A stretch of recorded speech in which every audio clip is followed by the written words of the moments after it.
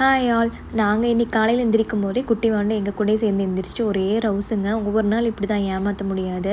எல்லா நாளும் பார்த்திங்கன்னா பில்லோ பக்கத்தில் வச்சு நைஸாக ஏமாற்றிட்டு எந்திரிச்சு வருவேன். இன்றைக்கி எப்படியோ கண்டுபிடிச்சி எந்திரிச்சு வந்துட்டார் சார். ஒரே ரவுஸு, ஒரு வேலையும் பார்க்க முடியல.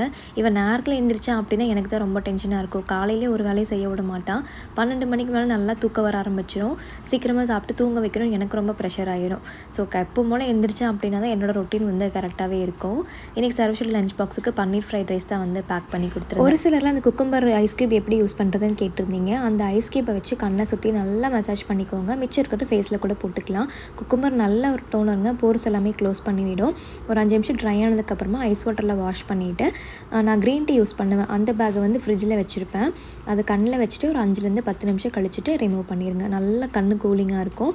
இதுக்கப்புறம் வந்து பார்த்திங்கன்னா கும்குமாதி ஆயிலம் தான் நல்லா ஃபேஸில் வந்து கீழேருந்து மேல் நோக்கி மசாஜ் பண்ணிவிட்டு அப்படியே தூங்க போயிட வேண்டியது தான்.